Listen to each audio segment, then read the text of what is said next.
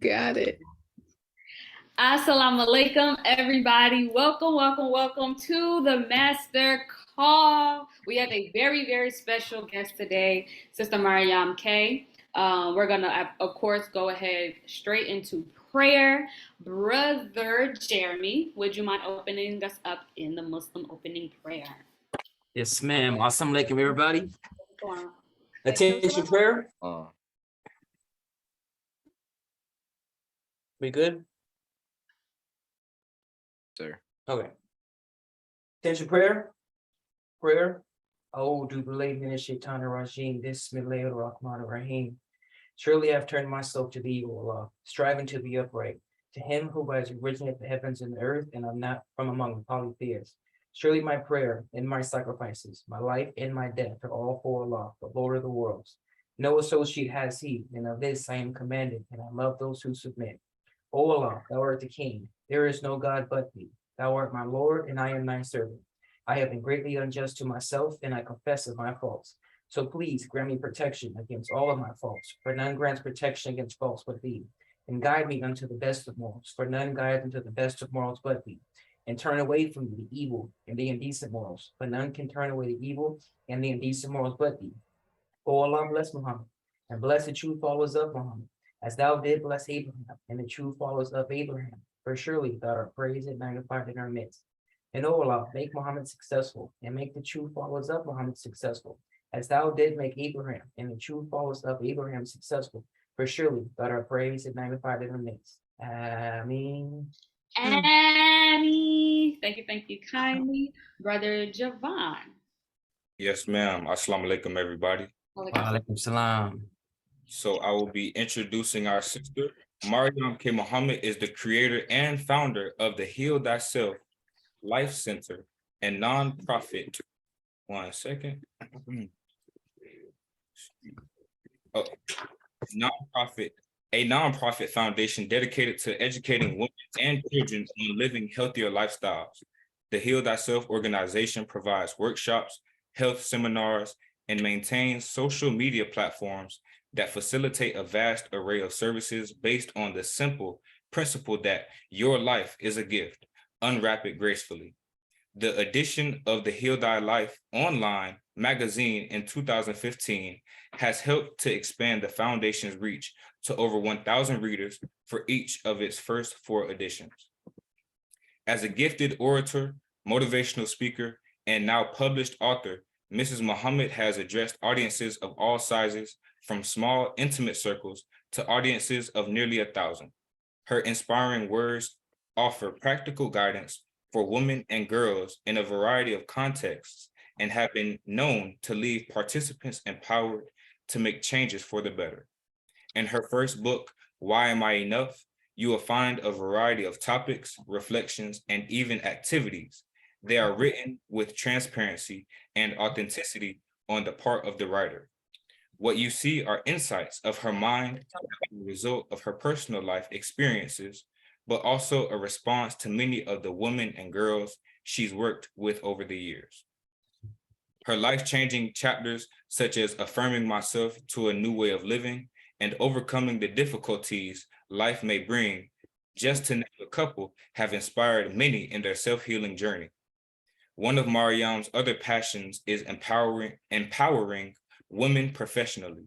She has organized and hosted several networking events for entrepreneurs, served on various panels for entrepreneurs, provided coaching for first-time business owners, and more. All of these things have been accomplished while hosting her own radio show and expanding Heal Thy Life with both community and business partnerships with companies like Focus, Ferries, Mentoring, Anonymous Financial Empowerment, and Chicago Cred, etc. In addition, Maryam is still very much invested in the community she serves. As such, she continues to maintain professional licensing as an emergency medical technician, certifications as a CPR instructor, and currently serves as a high school biology teacher. The combination of these skills, in addition to her current studies in naturopathic medicine and nutrition, are an indication of her commitment to constantly qualifying herself to meet the needs of those whom she desires to serve. Her work has placed her in high demand and taken her all across the country to share her skill set and passion. More importantly, her travels have afforded her multiple opportunities to partner with other organizations, schools, and private circles to touch the lives of women and young people in a variety of urban communities. The release of her highly anticipated book, The Power to Break Generational Pain, 2020, is a response to multiple requests to capture her words. The book is a collection of reflections, healing, affirmations, and aha moments that the author has experienced while working with women. It is an additional yet invaluable tool that Mrs. Muhammad uses to continue her divine mission as a catalyst for the empowerment of women. Maryam is especially proud to follow in the footsteps of her grandmother, Sister Bernstein Muhammad, who served as the secretary to Master Fard Muhammad. Sister Bernstein was married to Brother John Muhammad, the youngest brother of the Most Honorable Elijah Muhammad, and because of her work, she was given the name Reformer by Master Fard Muhammad. This work of reforming lives is what Maryam has also been called to carry on. Maryam currently resides in Chicago with her husband and 5 children, where she has worked in the ministry and has served in the MGT and GCC Vanguard class under the Honorable Minister Louis Farrakhan for the over 20 years. All praises to Allah. Thank you so much, Brother Javon. Read beautifully. Sister Jade, at this point, we'll go into a video that I think is very profound for what we're about to enter in, this study we're about to enter in with Sister Maryam K. This is from a lecture called Self-Styled Leaders that Minister Ava did. And this is just a short snippet from it. Sister Jade? Question, can you see Sister Minister Ava? Can you see the video? Yes. Okay. All right, I'm gonna hit play and say Bismillah. Can you, oh, lot of mercy. Lot of mercy. I'm so sorry. Hold on a second. Okay, my bad, y'all. Work with me here. The master is so ghetto. I'm so sorry. But here, let me just I'm gonna throw up a Bismillah and hope that this works because I pressed the button now. Sorry, Anissa. No, it's literally fine. We've done worse by our guest. Truly have. So sorry. You know what? I'm gonna take, while we're here, I'm gonna take an extra moment just to make sure that it's not gonna be ghetto this time. I need to, am I still sharing my screen? No. Oh, Okay. All right. I'm gonna take an extra just like technical difficulty moment and just try and there we go. There we go. See, I'm not gonna say what I'm thinking, but when in doubt, I'm just saying like the ops be watching. So here, all right, I'm gonna share the screen again and thank y'all for your patience. Here we go.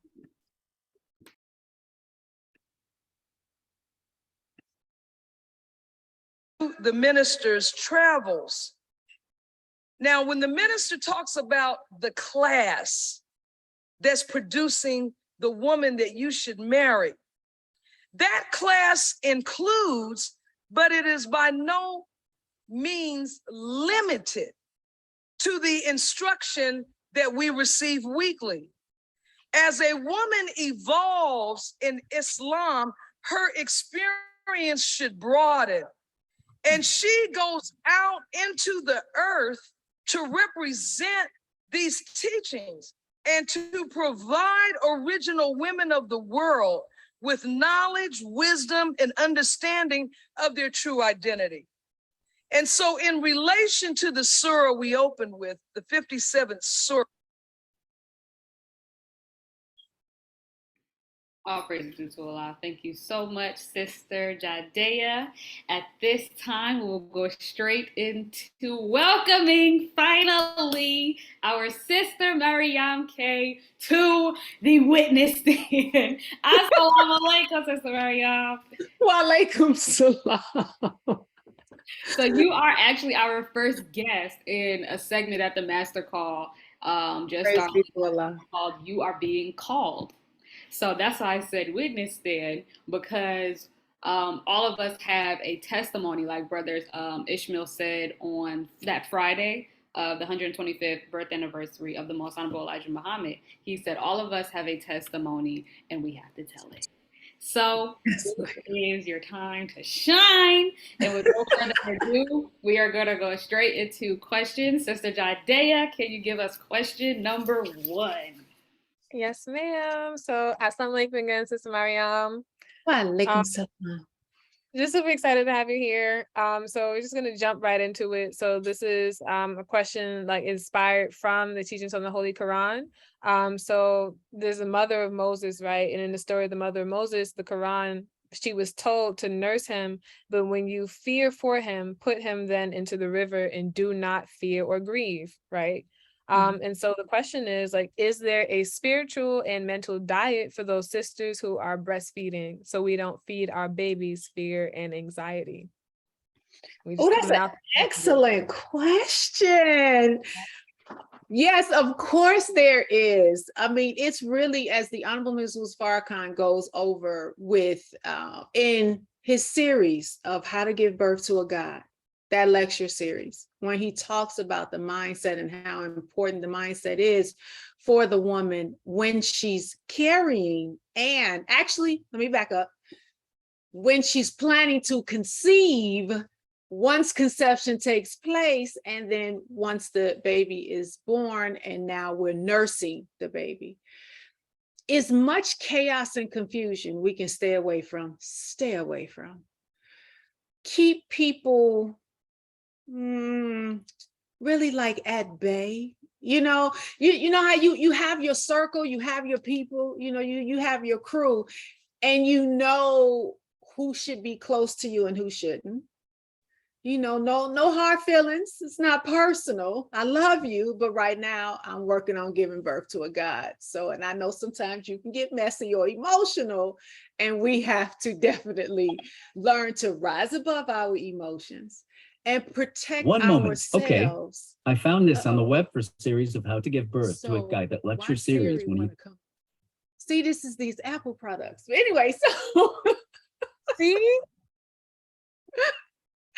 but when we're surrounding ourselves and we are getting into the mind of God and nurturing on the teachings of the Most Honorable Elijah Muhammad, nurturing on the lectures of the Honorable Minister Louis Farrakhan, even while you're nursing, will help keep us calm. It'll help take us through, because those that have gone through that process of nursing knows, especially if it's your first time, it's difficult. It's not easy. Your focus is connecting with the baby, because at that moment, we know as a woman, we are God to that child.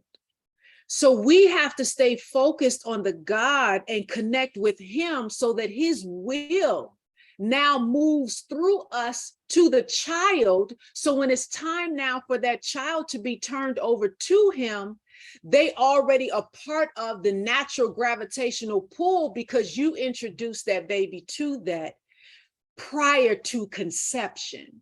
So it's setting the tone. You know how when you're getting ready to cook something in the kitchen, you want to make sure your kitchen is clean. You got to set the tone, because that food got to come out right. You nursing that food on the way to the table, right? So it's all a part of the process of giving birth to a God and now nurturing what Allah has placed in that baby to come forth. That was beautiful. I'm over here recording as you're talking. That was absolutely beautiful. Crazy. We're going to go straight into our next question. The Honorable Minister Louis Farrakhan has taught that the mind and the brain are not the same thing, that the brain is the root of the mind. Why? It continues. Continue. It's okay. I'll correct it. Don't worry about it. How does eating to live remove the poisonous and rusty locks? How is nutrition and harnessing and assessing the brain's power related? So excellent. And the Honorable Mrs. Farrakhan said that the mind is the spiritual side of the brain. The brain is the physical. So, but it's okay. They're connected. Absolutely. And my grandmother used to always tell us that Master Fard Muhammad taught her to every physical is a spiritual. So when we're talking about how to eat to live, we're talking about what am I intaking spiritually, mentally, and physically. So we know nutrition plays a critical role. These scientists today have proven disease enters the body through the mouth. So we have to think about that as what I'm physically ingesting and what am I allowing to be fed to my mind. Some of us engage in a lot of foolishness, or we watch these shows on TV, or we're keeping up with madness and filth on social media, and then wonder why our actions and our subconscious mind is now displaying what we're watching on TV. That's nutrition. That's your nutritional base. But when we start talking about nutrition from the God, oh, that's on a totally different level. So now we have the book, How to Eat to Live, book 1 and 2. We have, which I always couple with that, are the study guides, because that for me is the spiritual nutrition of understanding the teachings of the Most Honorable Elijah Muhammad. So when I'm preparing my food, I understand the mindset that I have to be in. I understand the importance of prayer, not just when I'm about to eat, but even before I begin to make the meal. The prayer when I'm in the grocery store, because I don't know if I can trust the food, even if it's labeled organic. Knowing that foods grown in the United States of America are lacking nutritional value. So there's a prayer constantly taking place in my mind as I'm choosing the foods to now that will go into my body. And at the same time, consciously remembering, what did the Most Honorable Elijah Muhammad say, stay away from? What am I supposed to eat? And understanding that each person is uniquely an individual. So some of us on our DNA, we carry various traits that actually fashions how I should eat under the law of how to eat to live. For some people who may be more prone to diabetes, for an example, and may love bananas, but you also like avocados, and knowing the body needs potassium. Avocados have more potassium in them than bananas do, but bananas are higher in sugar than avocados are. So it's understanding the science now of what it is that we're supposed to be eating. It works the same way spiritually. What spiritually do I need on Monday that may be different from what I need on Wednesday? What was the spirit Allah woke me up in? How did I feel? Do I need to right away go to rising above emotions? Do I need to now focus on building the will? Maybe it's my connection with Allah's will, because as the Most Honorable Elijah Muhammad, as he responded to Mother Tynetta when she asked him the question if there's anything in the universe that moves faster than the speed of thought, and his response was only Allah's will. It moves so fast you can't track its speed. So imagine attaching yourself to that, not just when I wake up in the morning, but how about before I even go to bed at night? So now I'm setting the tone of the course throughout the night that my spirit is going to go through, so I wake up in the proper spirit. That's all under the category of nutrition, because what am I feeding my mind? That physical food is going to feed the physical brain. Absolutely. Everything that goes into our mouths have the potential of affecting every system of this body, starting with the brain, as the Honorable Mrs. Farrakhan teaches us, is its own system. So understanding that now gives us a greater responsibility a level of maturity when we are picking our foods and understanding. I want to have, as for me personally, it's just always my personal thoughts. I want to be fed as Allah fed Mary when she was carrying Jesus. Mary didn't have to depend on nobody else for food. I don't look at that as only being physical. He was feeding her spiritually. Joseph came with food and she already had food physically. So Allah was constantly providing, meaning he is sufficient. And coupled with that, I always say I want the faith of Hagar. For me, biblically, Quranically, you look at the history of Hagar, her level of faith, that to me is one of the highest levels of nutrition I can give my spirit. I'm like, hands down, it's Hagar. And then my physical food is from Allah himself.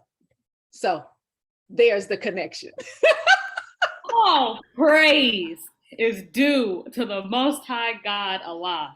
Praise if you are enjoying yourself, which I know y'all are because y'all in these comments, go straight to your Instagram right now and tell everybody to join the master call. Take a little picture of Sister Maryam, post it to your story, put in the link. When you go to put a link in your story, themastercall.com, and it'll send them right next door to Zoom, and they'll be in this room. All praise to Allah. Am I a rapper? Zoom in this room. Come on. All right. So, Sister Jadea, don't shake your head, Brother Javon. You heard it. Sister Jadea, can you please give us our next question? Oh my God. See, I almost forgot what it feels like seeing Sister Maryam speak. My brain feels like it's so lit up and we just got started. Oh, yo, I'm hyped. So, all right. I'm yes, sorry. Because Sister Maryam didn't know that we were asking these questions prior to, or yes? Oh, no, she did not receive these questions in advance. This is just she's just off the dome. The dome. That's how you know that she don't have no pork byproducts. Listen to her, because she got it. She running them down. Come on now. All right, go ahead, Sister Jadea.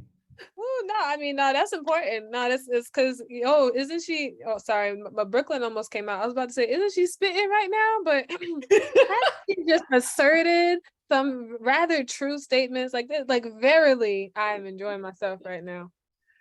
Alhamdulillah. So the third question. So this comparatively simple. What is the relationship between food quality, quantity consumed at mealtime, and regulation of eating at least every 24 hours between meals and the health and longevity of life? Okay, well, we know quality is key. Absolutely. We should be buying foods free of pesticides, vaccines, hormones, all of that stuff. So that is essential and it's key. We won't get to where we need to be until we have our own farmlands and we separate.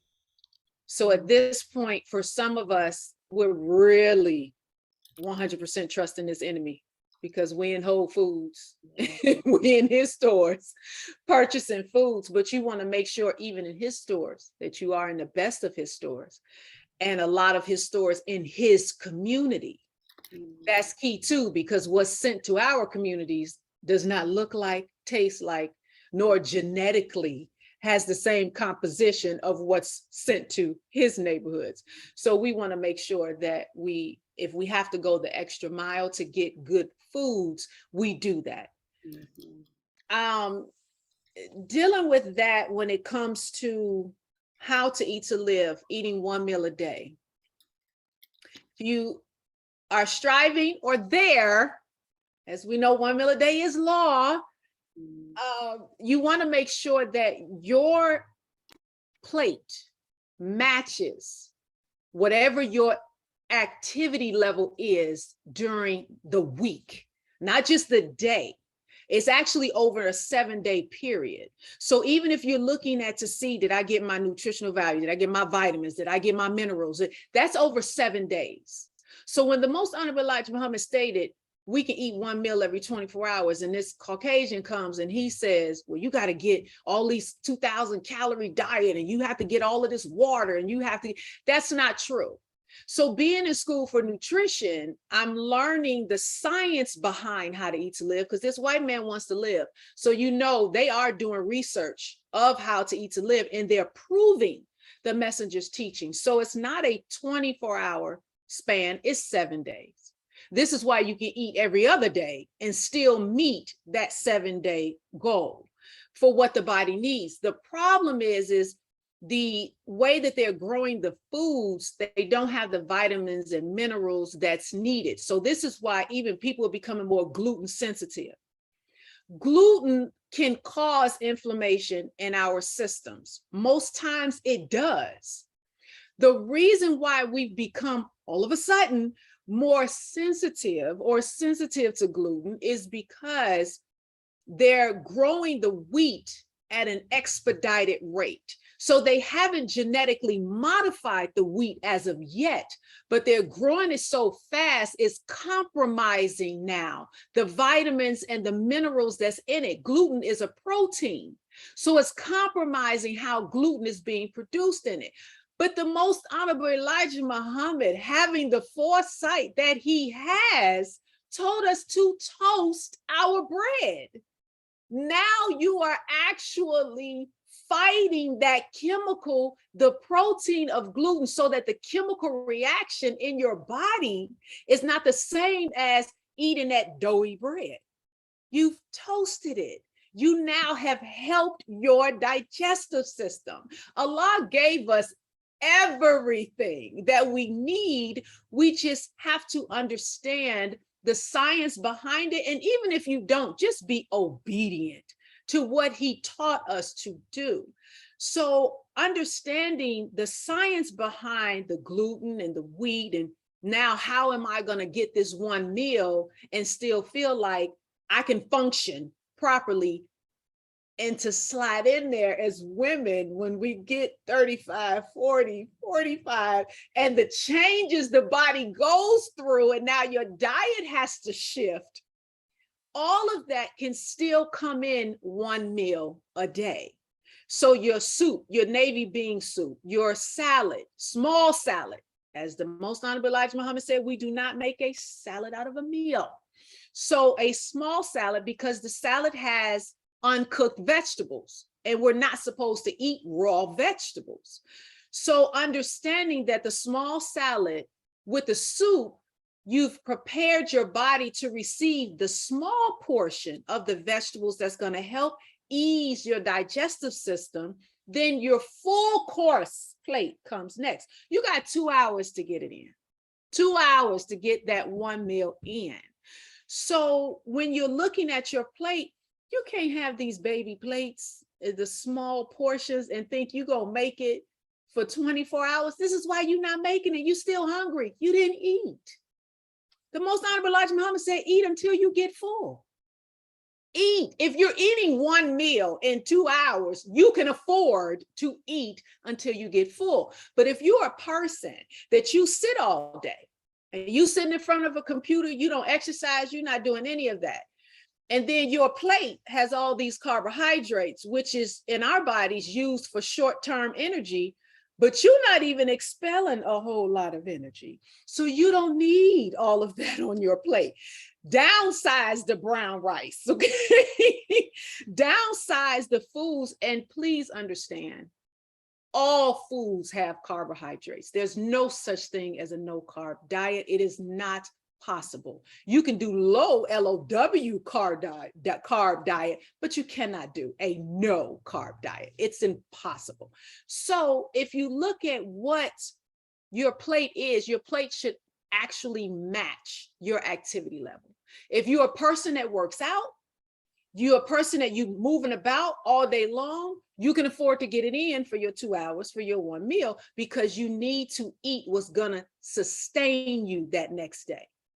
Now, my husband and I have been on every other day for my 1 year anniversary is the 30th of this month. He's already hit his 1 year anniversary. So all praise is due to Allah. So what I noticed and my husband has these jokes, y'all. Because, of course, in How to Eat to Live, the most honorable Elijah Muhammad, some things he experimented with, and this is how he knew this is going to work, this is not going to work. So my husband says to me, well, he was guided by God in his experiments. I don't know who you guided by, whatever. My experiments work, okay? They work. So this is where I am now. I've noticed going back into the gym 3 weeks ago, my energy level plummeted. It went straight down. I became sluggish and I was like, okay, I'm not going back to eating every day. So what do I need to change in eating every other day? And I incorporated more carbs in my diet. Because I'm like, if I'm working out, I know I'm utilizing the energy. So my body is not going to change that into long-term fat. My body is going to change that into the energy that I need to burn off when I work out, because I work out on the days that I do not eat. So it's a whole little science to it. And I said, once I finish with my experiment, then I'm going to post it, because there are a lot of believers who are asking me, look, how do I do this every other day thing? And first, you have to master every day first. 1 meal a day. You got to master that first. But there are a lot of brothers that are doing it who are like, Sis Maryam, I'm losing too much weight. And because, brothers, y'all like to go to the gym and, y'all got to really show out and burn, and you're doing too much. So if you're eating every other day and you're working out like that, you might be equal to the construction worker. And the most honorable Elijah Muhammad said the construction worker cannot do every other day. So you have to know the category that you fit in. 1 meal a day is law. Every other day is optional. And there's a science behind why it's optional. Very good. Praise Sister Dradea had a follow-up question. Okay. So I had a follow-up question, and Sister Anissa, one of the questions that are in the queue actually relates directly to what she's saying. May I ask that question and then circle back with the follow-up? See a little recipe. So the question actually is already in the queue, is about the fact that you've been eating 1 meal every other day. So like, how is it helping you handle your workload? Like, how has that affected your productivity? Excellent. So I teach during the day, and I'm at school at night. So I needed that extra brain power to get through. Since I've been eating every other day, my mind has become clearer. I definitely have to bear witness to when the messengers say you become a little bit more sensitive to other people's energy. Like, my circle has gotten smaller. Certain things I just don't have patience for. I'm constantly in rising above emotions because I need that, right? You become more sensitive. And I would say too, my energy level boosted until I went back to the gym and then had to reconstruct my meals. But other than that, you know what? My patience, I'm monitoring my patience lately, because some things I just really do not have the patience for, and some things I do. I find myself more calm in a lot of situations than I was before. So I'm note-taking the shift in my spirit and the shift in my body, and seeing where adjustments need to be made, and how you begin to master that empathy, that ability. Like, I've always been sensitive to people's energy, but now it's like, whoa. So any gifts that Allah places inside of you, when you start really removing toxins from your diet, those gifts now grow. And my dad was, oh my God, because I call my father, like, whenever I'd be like, Daddy, I'm not crazy, okay? But I need you to hear this, and just tell me as your child that I'm not crazy. And my father's always laughing at me, but he gave me an example when they were teenagers and they were working in my grandfather's restaurant. My grandparents had 14 children. So my father and the close ones were right smack in the middle.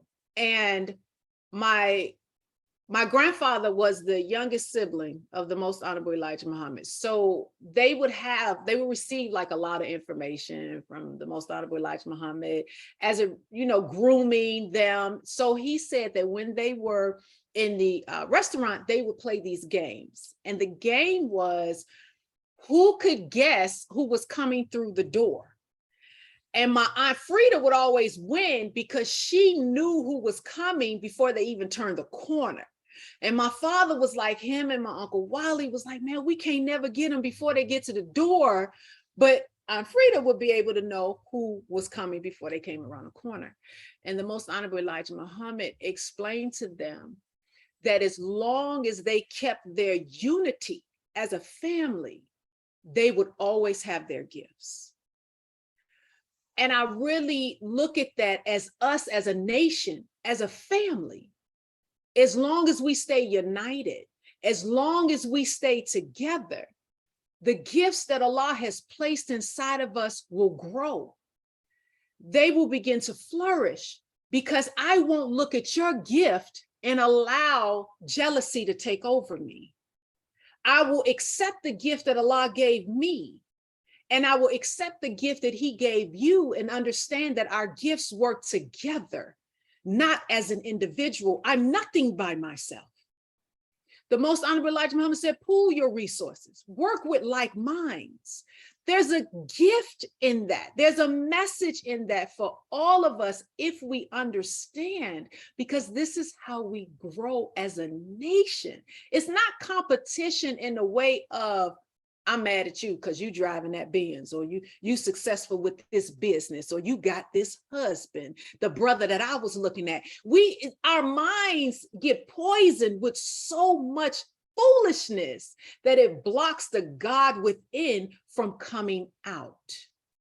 So if we could just stay focused on Allah and Him alone, we would be just fine. Because think about it, focusing on Allah alone, it's the same as looking at the composition of the sun. The core of the sun is that burning fire that you see when you look at the sun. You don't see the two outer layers. They're transparent, but they deliver the message of that burning core, because the burning core shines straight through them.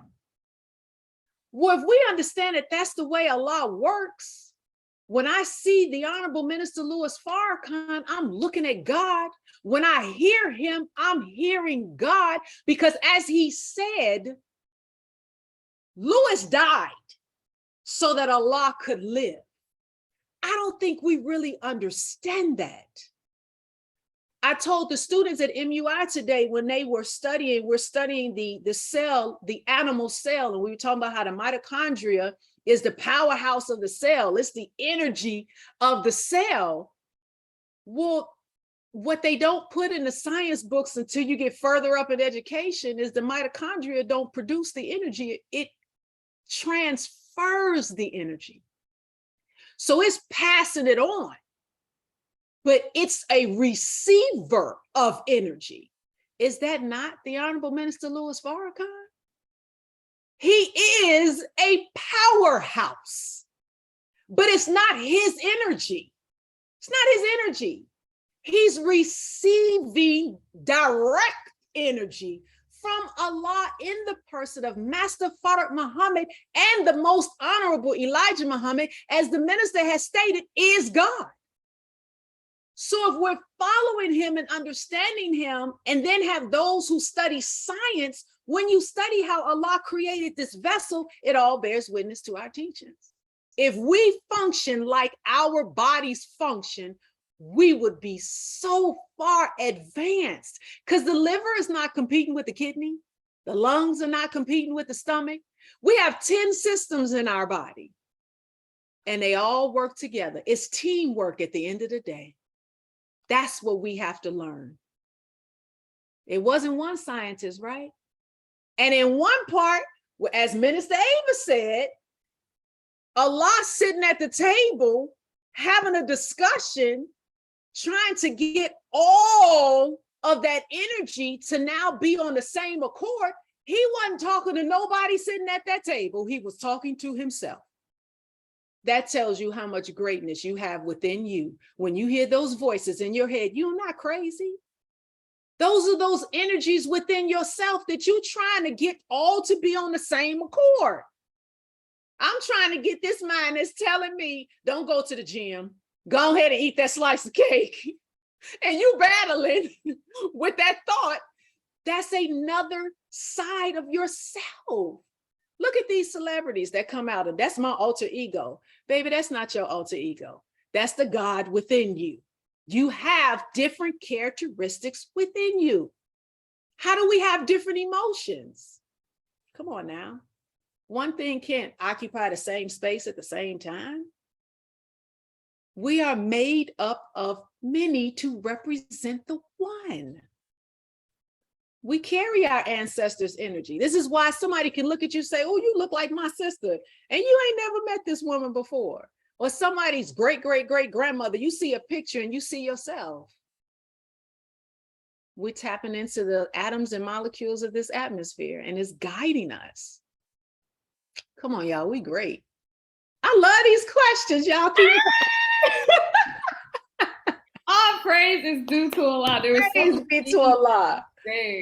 That reminded me of things from lectures that I heard. So the first thing that you said or the first part, because you just did a whole lecture. There was like 3 parts of the lecture that you did. And you said something about how you're more sensitive now to other people since you've been doing the every other day. And I remember the minister saying, I know he said it specifically to his grandson. I know he said it in a lecture, but I can't remember which lecture it was. And he was saying, I think that the messenger told him to be careful with doing long fasting because you can become disgusted with your people. So that was one thing, and I was like, ooh. And then you said about the ministers being able to carry energy, the energy that he gets from his father, the Most Honorable Elijah Muhammad. And this was like a lecture in 1980 something. And it was a Q&A that he did. And he was talking about how the Most Honorable Elijah Muhammad chose him because he was able to carry the high voltage teachings that he was going to give him. Yes. He had the capacity that he wouldn't explode from all this energy like we probably would. He's able to carry all of that. So and there was something else that you said. I was like, oh, but I forgot it now.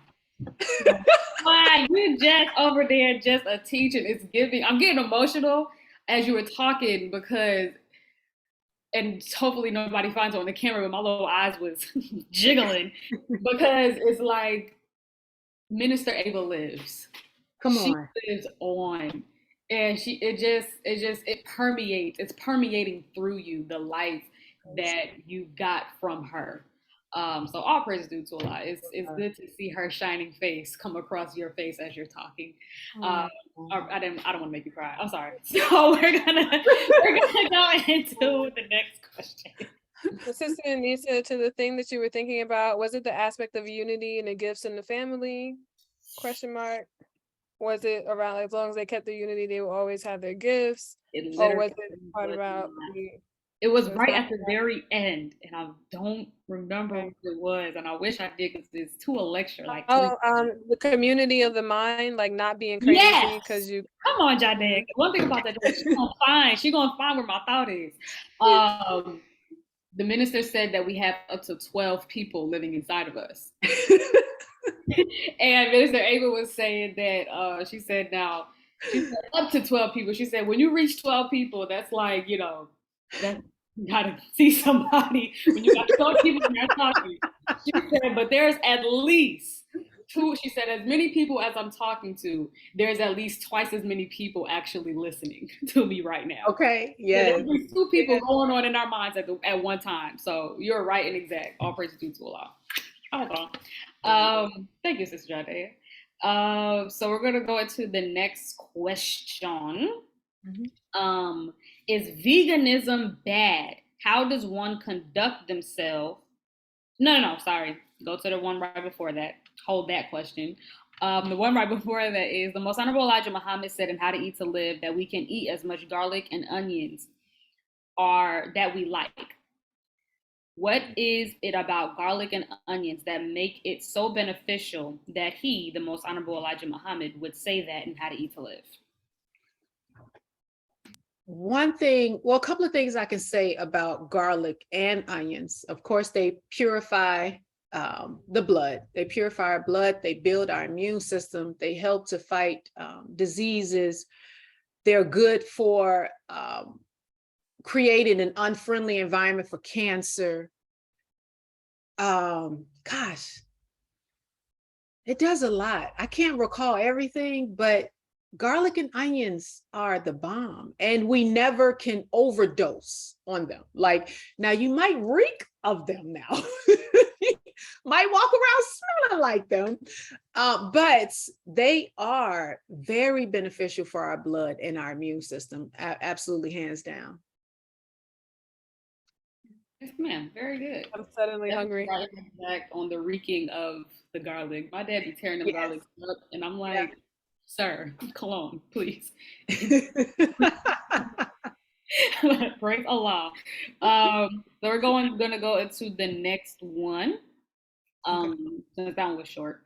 Is veganism bad? How does one conduct themselves eating wise in a household okay, this is two separate questions.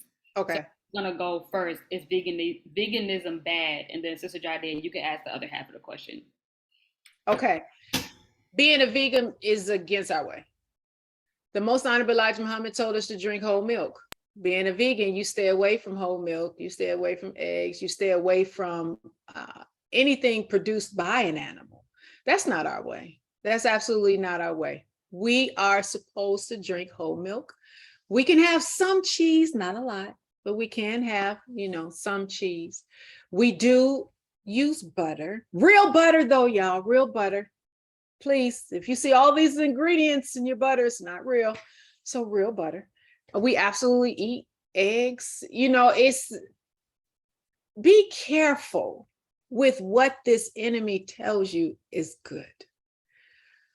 Whenever you see something highlighted in the news, in the media, and it's this, you should do this, eat more kale. Well, the most honorable Elijah Muhammad said, we don't eat that. So just focus on how to eat to live.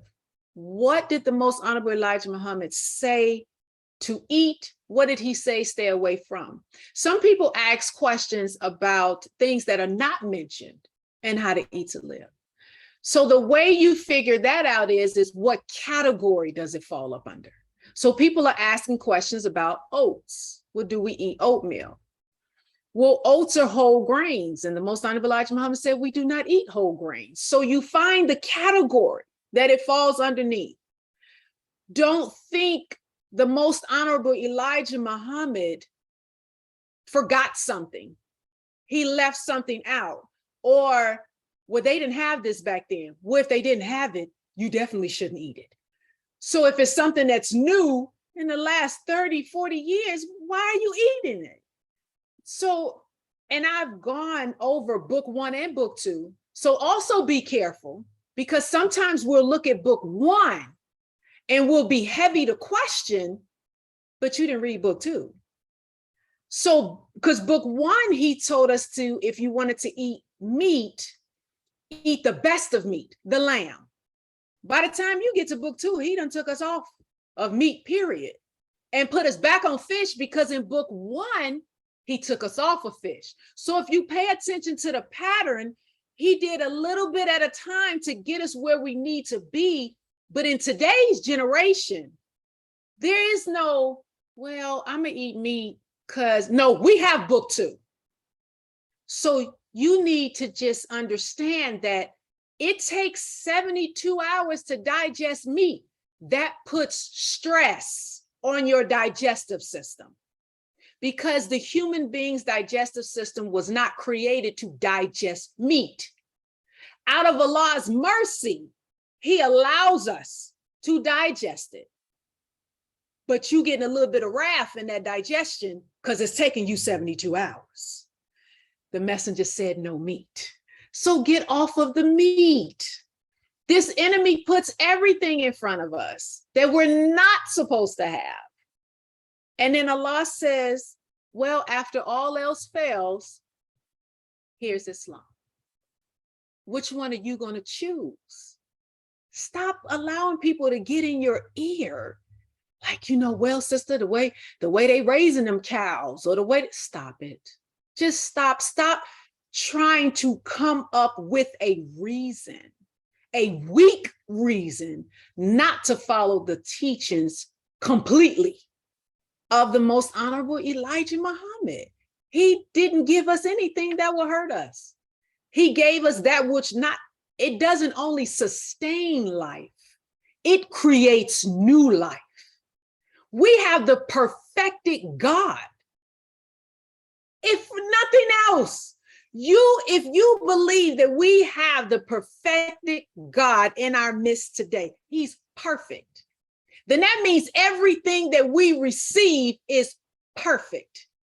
Even scientists today who are in their baby stages of medicine have realized, if you've gone to school and you learned about the brain, you learned there's 4 lobes. No, there's actually 5. They have discovered a hidden lobe that they're trying to figure out, did this come with the evolution of man? And I had that question too, because I was wondering, well, as Allah was perfecting himself, clearly he perfected the body. And this 5th lobe deals with emotions. Allah knew exactly what we needed.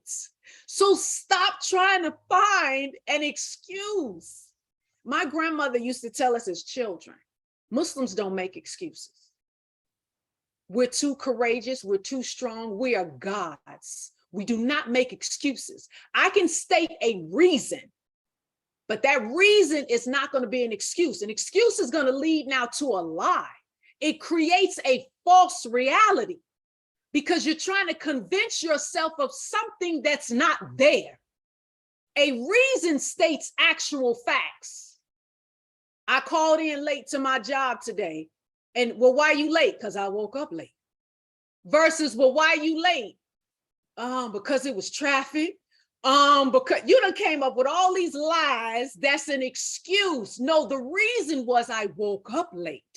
The reason is I really don't want to go. Like, be honest, be truthful. Don't make up a false reality that you force the God in you to try to live. That's why we're expressing disease. You're trying to live a life that's not your nature. Being a vegan is not your nature. Case in point, you need calcium. What you gonna do? Go get a calcium supplement? Because you need calcium. I can hit every marker throughout life for both male and female to tell you why you need calcium. Well, where you gonna get it from? The sun don't give you calcium. It stimulates vitamin D production in your cells. Because I get all of these excuses. Well, sister, I'm gonna go get me some sun. Well, what book you reading? Because that's vitamin D. And it's not giving it to you, it's stimulating the production of it in you. Understand the science of how your body is. I'm not telling you become, a doctor, a scientist, or master medicine, but I am telling you, take a moment and learn the vessel that Allah has granted you to have for a time frame before you try to come up with an argument of how the most honorable Elijah Muhammad may have left something out or isn't factual in what he stated. I get that so much, even from the other Islamic communities that want to say that he was wrong. Prove it, because Allah is blessing me to be able to prove that he was right. So you come with what you got, because what we have is the best. You can't prove him wrong. I don't care what route you take. Studying the white man, as the most honorable Elijah Muhammad advised us to do, leads you right back to yourself, because that white man ain't doing nothing but studying you. So why not just start off with studying yourself? So the most honorable Elijah Muhammad knew that we would still be wanting to be a part of your enemy. Like Minister Ava constantly kept pushing, separate from this enemy. But knowing that you would have a hard time in that process, the most honorable Elijah Muhammad said, well, go study him then. Because he know at the end of the day, you're going to be right back over here because it's going to lead you right back to yourself. Because he's not studying himself. He already knows who he is. He's trying to become you. Why are you trying to become him? Leave that vegan diet life alone. That's not us. It's not your nature. Just drop the mic right there. Wow. I feel like all anyone needs to ever like see the light, and not, just to leave the vegan life behind. Just play this clip. Just play this clip of this video. It's over. It's a wrap. I'm in the chat like, where is my tambourine? Even No, but I literally was typing. If y'all see my praise dancing, I don't want to hear nothing when I get up out this chair and start going like this. This is a monumental occasion. Like, the fan is not enough anymore. Like, I need the tambourine. Like, this is too much. So good. Wow. So then you can ask the other half of that question. We are absolutely probably not going to be able to get through all of these questions. We may, because there's one question that like a bonus question that I want to ask as the last question. That we're gonna have for everybody that is on the You Are Being Called segment. We're gonna have this question for everybody at the end for you to allow. Sister Jade? And I also said my follow-up question, but like, I don't know. We're just gonna. Okay, well, here's the question, right? So, I wish I had my glasses here. Here we go. How does one conduct themselves eating-wise in a household that cooks or eats pork? You leave. I mean, because what pots and pans are you using? Do you have your own pots and pans? Are you cleaning theirs out with bleach? I mean, why put yourself through all of that stress? Now, I get it. If you're a young Muslim and you're living at home with your parents and your parents eat pork and you're striving not to. Ew, Jesus. That's hard. That's hard. Because if you're a sister, I can't tell you just move out. That's not what we do, If you have another sister that you can room with, though, because I'm just like, it's hard. That's a hard one. Because I couldn't see myself living in a home that they're cooking pork. Your clothes are gonna smell like it. But you know what I would do though? If this is my circumstances and I'm for this time, I'm stuck here, right? I would drop seeds. So I was in a meeting one time and with one of the directors of this hospital here, he was being scrutinized because he's the only hospital in Chicago that doesn't have pork on the menu. So a lot of people are coming at him for that. So he says, do you know why I don't have pork on my menu? I was real interested then. That man didn't have my attention for the whole meeting until he said that. And I promise you, he honestly didn't.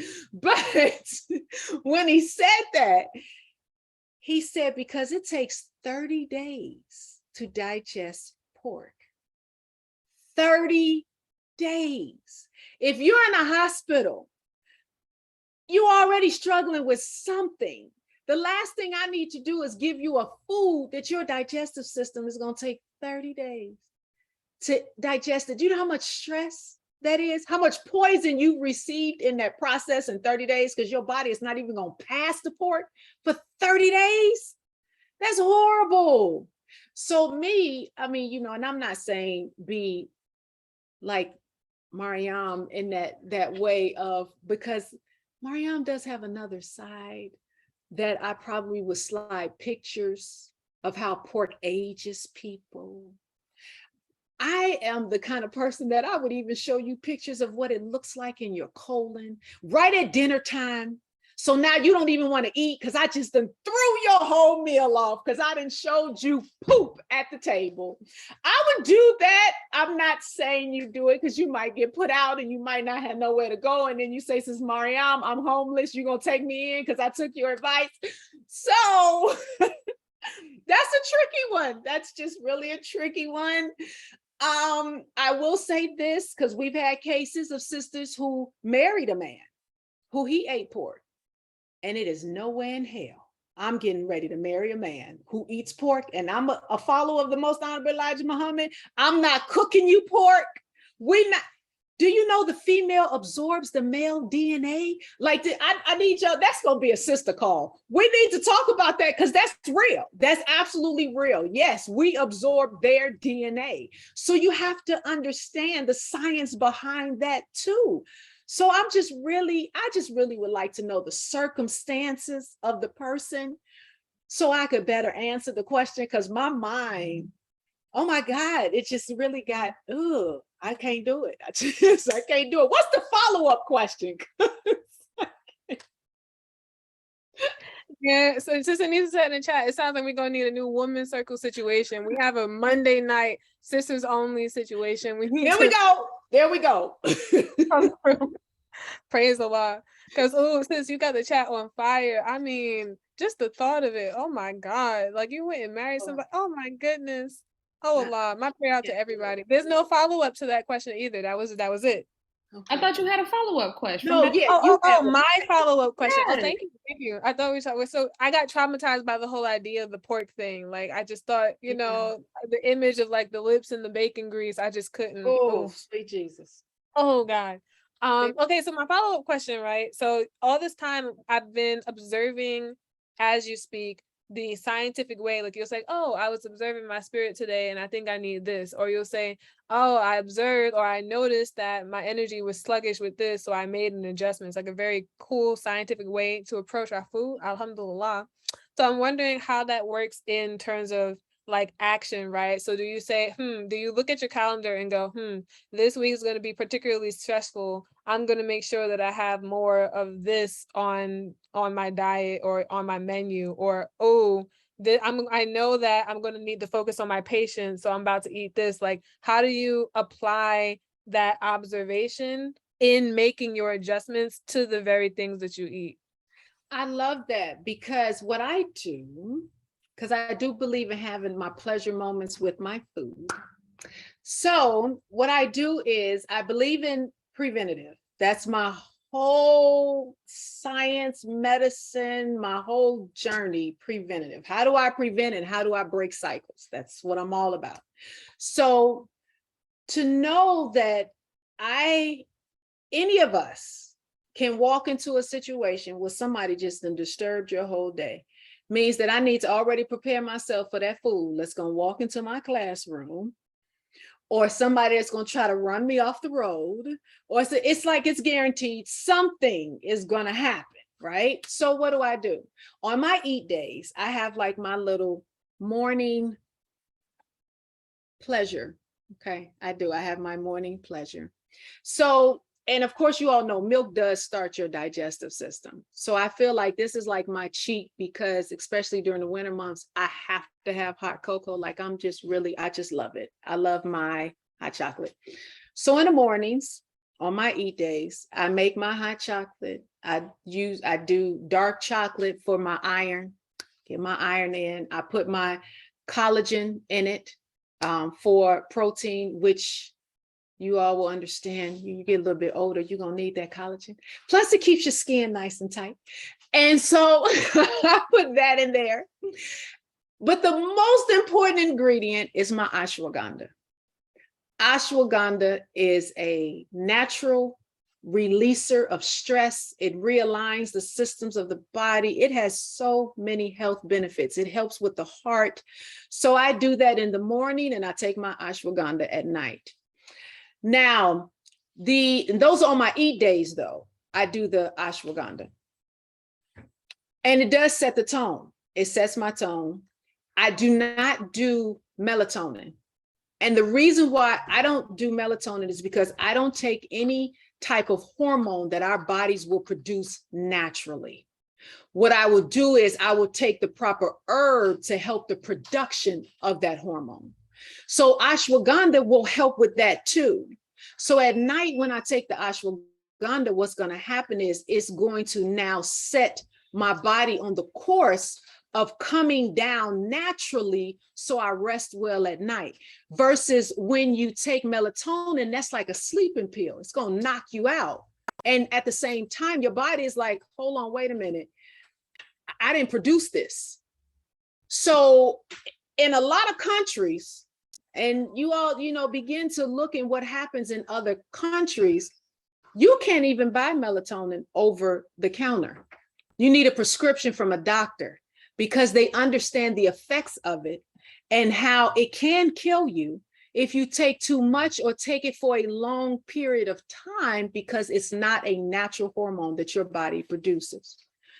So again, understanding that science of the body. Now, when it comes to the meal, preparing, making sure that, okay, I'm getting ready for my week, whatever I have planned. Because remember, also I said I work out on the days I don't eat. So I'm making sure that I have in that meal what I need. I believe in when you put your meal together, the first thought should be need. What does the body need? Purpose. What purpose is this food going to serve? And desire comes last. Because if you lead with desire, we mess up. Okay, we mess up. We get French fries, we get the chocolate cakes, we get the ice cream. You can't lead with desire. Okay, desire is last. So it's need.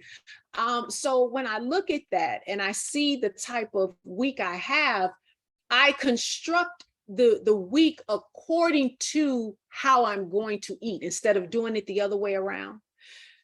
So, and because I do it that way, because I feel like then I'm more in control. So, because people, they drop on your calendar. They try to show up, or people like to send text messages, or they like to stop me in the hallway. Says, Maryam, can you take my blood pressure? I don't feel too good right now. Can you do? Yes, come on, child. Let me help you out. And I don't mind that. So what I do is I leave a window for so much of that. I've already prepared my meal that's going to feed my brain. I'm always going to have some avocados. So I might have some guacamole, whatever. That's my little appetizer before I'm eating my meal, because I know I need brain power. I got to feed my brain, because I already know, whether I plan it or not, something is going to happen this week. I'm going to need some brain power. And then always that pleasure. You got to have that pleasure that keeps you up. That definitely keeps you up. But whatever that pleasure is, a part of your plate has to complement your activity level. So if you know you're not working out or you're not moving around, that pleasure cannot be a slice of chocolate cake. That pleasure might have to be some strawberries. Whatever works. And even with that, it's key to eat within season. That's very key. Your food should be within season. You shouldn't have anything on your plate that is not produced in the season that you're eating it in. In America, it's kind of hard to have local food, because you're actually supposed to have locally grown food too. And the science behind that is the soil in that environment, in that area, is going to produce what you need to intake. If you eating something from Australia, well, you don't live in Australia. So some people I know, they order honey from Australia. Well, the bees are not creating what you need for your allergies in Chicago. You need the Chicago bees. You need that honey. Okay?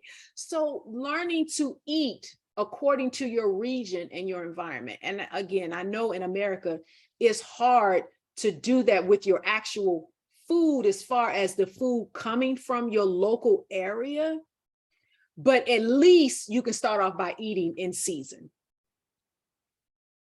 And all of that it will help the body function better to help you through your week. Thank you. That was perfect. I love the point that you made about the honey and allergies. My mother struggled, really suffered with allergies for pretty much most of my childhood. And then we ended up getting on raw milk from a farm. And then my father, through that raw milk, gave her the honey from the bees that they had on that farm. Yes. And her allergies was she took a spoonful of honey each day, and that was her medicine, because she was always taking allergy medicine. And Yeah. she no longer had to take allergy medicine. She no longer was doing that nasty, that weird, nasty stuff. So yeah, I could definitely. I know my mother would absolutely be able to bear witness to getting local honey for allergies and stuff like that. So praise to Allah. Thank you. This is gonna be the last question before the bonus question. Okay. And I'm trying to think which one. Let's see. Okay. Okay. We'll do this one. Chapter 21. I'm not sure the title of that chapter, so I wish somebody could say I said chapter title. But chapter 21 of the Holy Quran, verse 30 reads, "Do not those who disbelieve see that the heavens and the earth were closed up, so we rent them, and we made them from water everything living? Will they not then believe?" This ayat reveals that water is the source of all. The human body is 3/4 water. 3/4 of the resurrection work is with the woman, and divine revelation is compared to water. The chemical composition of water is H2O. In your studies of the science of what properties of water makes it to be the source of all life? How is the woman like water to the resurrection work? Did Brother Darren put this question in here? This is a Probably deep so. question. It sounds like his questions when I be leaving out of MUI every day. You need to tell me you be on your way out of work and he's like, wait, so the Holy Quran said, and then also I love it.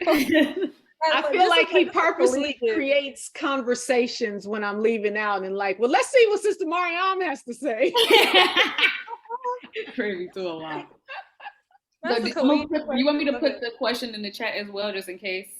Like, so we could, because it's a lot of question inside of the question. You know, Yeah, I I can think put it that in. it doesn't take a whole lot to really answer it, because as far as the part of what's a part of water that makes it the source for all life, that only Allah can answer, because Allah is the one who created all living organisms to need life in order to survive. So Allah would have to answer that, because it's literally H2O. You just talking about hydrogen and oxygen. So in the chemical reaction that produces the liquid from the gas. So Allah would have to do the other part. I don't know that part. So now, as it relates to, yes, the body is 75% water. What I find to be even more interesting is that the brain is 85% water. So when you look at how the body is constructed, the vessel as a whole is 75% water, yes. But when you start individualizing each area, you find that in the structure of the brain, it is 85% water. And as far as the woman and the relationship to water, well, it's through our womb that life is created and sustained. So through the womb of the woman, through the breast of the woman, because of the milk that comes out for the child, life is now sustained. So water is that sustenance that all life living organisms need.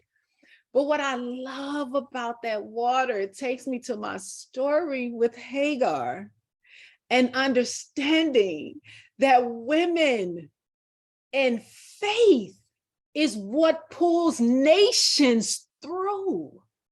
So as we're taught, you teach a man, you teach an individual, you teach a woman, you teach a nation. That's not an insult. Some men, and I'm saying it like that because I was on a show where a man was insulted by that statement. They literally did an entire show on the statement and asked me to come on to defend it. It was ridiculous. But however, when you pull, so understanding the man as an individual, when you pull him, it's easier to pull him. It's just him. When you pull a woman, you're pulling an entire nation. That's harder to pull now. So when we look at Hagar, and Hagar is walking, we're not just talking about a woman alone. We're talking about a woman with her child, and then a womb with the ability to produce more. That's how you pull in a nation. There's more of us in her, because more life can come through her, as all of us are. So before we can even begin to, let me kind of question that about a woman being a nation. Well, where's the nation going to come from? The woman is the co-creator with God. If a man understands that he is God, if he can become in tune with the God within him and understand that we came out of him, then maybe he could find us within himself. And the division wouldn't be there. It wouldn't be a gap. It would be a unity, because you would understand coming to a woman is coming within yourself. You're now receiving a gift that Allah said fulfilled his loneliness. So how is a woman water? When you are thirsty and you reach for that refreshing glass of water, think about the delight that you receive when you drink that water. Well, that's supposed to be the woman when you come home, and that's your heaven. Shouldn't you feel a delight when you see her? Shouldn't you be smiling, encouraged, inspired to now go back out here with this enemy and take over his world? That's the gift that Allah placed inside of the female. This is what we have. So when we think about Hagar and how essential she was, well, in order to do Hajj, which comes after her original name, which is Hajjah, not Hagar. So when you're walking through Hajj, whose footsteps do you have to walk in? You got to walk through hers. You got to walk the walk she walked when she asked Abraham, "Why hast thou forsaken me? Why are you leaving me and my baby, our child, in this wilderness?" She asked him twice, "Why are you leaving us?" He did not respond. That third time she asked, "Is this an instruction from Allah? Has this been ordered by God?" When he said yes, she didn't ask or utter another word because of her level of faith. She knew Allah would be there for her and her child. And according to the Honorable Minister Louis Farrakhan, she never had an inkling of doubt in her mind. Doubt is an enemy of God. What is a representation of her faith? The water, the well of Zamzam. Because she held steadfast in her obedience, in her faith, Allah fed her the source of life, which represented himself. You can't get no closer to God than that. What did the minister say? He's the doorway. But he also said to get to God, you got to come through the woman. It's not an insult. It doesn't make the brothers look less. Because again, if you understand who you are and that we are a part of you, it would help bring you up and us up with you, and not look at us as competition, because we're not competition. The Honorable Mrs. Farrakhan said it's in the nature of the man to compete with God. It's in the nature of the woman to equal herself up to him. Why? Because water seeks its own level. We know where we're supposed to go. I'll add this too. I thought this was very, as a woman, touching for me, that I just made the connection recently. I was thinking about my grandmother. And my cousin said to me, she was like, you know, grandfather said grandmama was never satisfied. I said, really? And she said, yeah, he felt he could never satisfy her. I said, that's so interesting, because I know you don't believe like we believe. So let me start with that in the beginning, so you understand why I'm saying what I'm saying. Grandmama walked with God himself. No man can equal himself up to that. Quite naturally, she wouldn't be satisfied. She was catered to by God. Outside of the most honorable Elijah Muhammad, she was taught by God. This is why the most honorable Elijah Muhammad sent his ministers to her to be taught, because outside of himself, she was the only one taught by the God. So how do you equal yourself up to that? A woman that was touched by God himself? The only thing I can say is I'll settle. Because as long as you are learning to become the God within, and I know that I've been touched by God, and I can say that through the Honorable Minister Louis Farrakhan and how he treats the woman, don't be mad at us because we understand standard. Don't be upset because we understand we are valuable in Allah's eyes, that we are a gift to this world. Again, it does not take anything away from our brothers. Nothing at all. We love our brothers. We are a team. But I have to say that if I go on Facebook one more time and I see a post of a brother in the name of showing sisters what they not supposed to do or how they not supposed to look, and I see some butts shaking, some thongs on, and your last name is Muhammad.